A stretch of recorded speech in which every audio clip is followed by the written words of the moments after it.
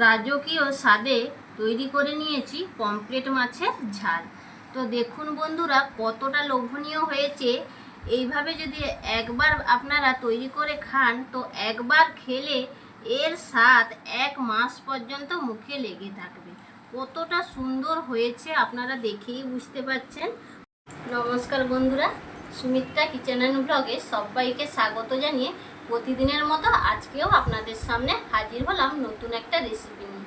তো আজকে বন্ধুরা পমফ্রেট মাছ দিয়ে আপনাদের সঙ্গে দারুণ একটা লোভনীয় রেসিপি শেয়ার করব। আজকে বানাবো বন্ধুরা রাজকীয় স্বাদে পমফ্রেট মাছের ঝাল। তো আপনারা সঙ্গে থাকুন, আশা করছি আপনাদের আজকের রেসিপিটা ভীষণ ভালো লাগবে। তো চলুন এবার রেসিপিটা তৈরি করার জন্য চলে যাব রান্নাঘরে। রেসিপিটি তৈরি করার জন্য এখানে আমি পমফ্রেট মাছ নিয়েছি 5টি। দেখুন, লবণ আর হলুদ ভালো করে মাছের গায়ে লাগিয়ে নিয়েছি। আর মাছের পেটগুলোকে আমি একটু এইভাবে চিড়ে নিয়েছি, যাতে নুনটা আর মশলাটা ঠিকঠাকভাবে ঢুকে। মাছগুলো সরিয়ে রেখে আমি একটা কড়াই বসিয়ে দিয়েছি। কড়াইটা গরম হয়ে গিয়েছে, দিয়ে দেব সরষের তেল। প্রথমে মাছগুলোকে ভালো করে ভেজে নিতে হবে, তাই আমি বেশ কিছুটা সরষের তেল দিয়ে দিলাম। তেল ভালোভাবে গরম করে নিয়েছি। এবার আমি 1 পিস করে মাছ দিয়ে ভেজে নেব, বেশি দেব না। 1 পিস পমফ্রেট মাছ আমি কড়াইতে দিয়ে দিয়েছি। তো আমি 1 পিস করে ভেজে নেব, বেশি দিয়ে ভাজবো না। 1 পাশ হয়ে গেছে, উল্টে নেব। এবার উল্টে পাল্টে ভালো করে আমি ভেজে নিয়েছি, একটু লাল লাল করে ভেজে নিয়েছি। এবার মাছ থেকে আমি তেল ঝরিয়ে তুলে নেব। দেখুন, এইভাবে বাদামি করে আমি ভেজে নিয়েছি। তো একটা থালার মধ্যে আমি এখানে তুলে নিচ্ছি। আরও 1 পিস পমফ্রেট মাছ আমি দিয়ে দিচ্ছি। এটাকেও একইভাবে বাদামি করে ভেজে নেব। উল্টে পাল্টে এই মাছটাও আমি ভেজে নিলাম। তো তেল ঝরিয়ে একইভাবে তুলে নেব। আজকে বন্ধুরা এই পমফ্রেট মাছ দিয়ে রাজকীয় স্বাদে পমফ্রেট ঝাল করব। তো আপনারা পুরো ভিডিওটা জুড়ে সঙ্গে থাকুন, আশা করছি আপনাদের ভীষণ ভালো লাগবে। তো এইভাবে আমি বাকি মাছগুলো ভেজে নেব। পমফ্রেট মাছগুলো ভেজে নিয়েছি। তো ওই মাছ ভাজা তেলের মধ্যে আমি দিয়ে দিচ্ছি 1/2 চামচ কালো জিরে। তো কালো জিরেটা আমি একটু ভেজে নেব। কালো জিরে ভেজে নিয়েছি। এবার যেটা দিয়ে দিব সেটা হচ্ছে বন্ধুরা টমেটো কুচি। এখানে আমি একটা বড় সাইজের টমেটো কুচি করে রেখেছিলাম। তো সেই টমেটো কুচিটা এখানে দিয়ে দিলাম। টমেটোটা যাতে ভালোভাবে গলে যায় তার জন্য 1/2 চামচ লবণ দিয়ে দিলাম।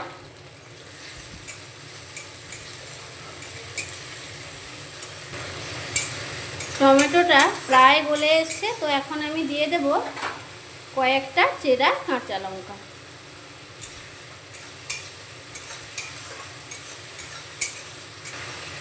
চেরা কাঁচা লঙ্কা দিয়ে আমি একটু নাড়িয়ে নিয়েছি। দিয়ে দিচ্ছি এখানে 1/2 চামচ লাল লঙ্কার গুঁড়ো। পরিমাণ মতো দিয়ে দিচ্ছি হলুদের গুঁড়ো।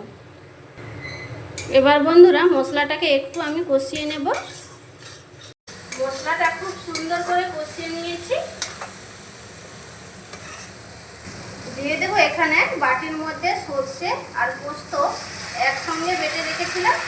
এই সর্ষে পোস্ত বাটাটা আমি দিয়ে দিলাম। এবার মশলাটাকে আমি আরও একটু কষিয়ে নেব। তো যেহেতু সর্ষে আর পোস্ত দেওয়া আছে, বেশি কষাবো না, একটু 2 মিনিট মতো কষিয়ে নেব। মশলাটা কষিয়ে নিয়েছি। মশলা থেকে দেখুন উপরে তেল ভেসে উঠেছে। তো এবার জল দিয়ে দেবো পরিমাণ মতো। তো আর একটু আমি জল দিয়ে দিচ্ছি, একটু গ্রেভি থাকবে, তো তার জন্য আর একটু জল দিয়ে দিলাম। তো একটু নাড়িয়ে দিলাম। তো এবার 2 মিনিট মতো ফুটিয়ে নেব গ্রেভিটা। 2 মিনিট মতো গ্রেভিটা ফুটিয়ে নিয়েছি। এবার ভেজে রাখা পমফ্রেট মাছগুলো আমি একে একে দিয়ে দেব।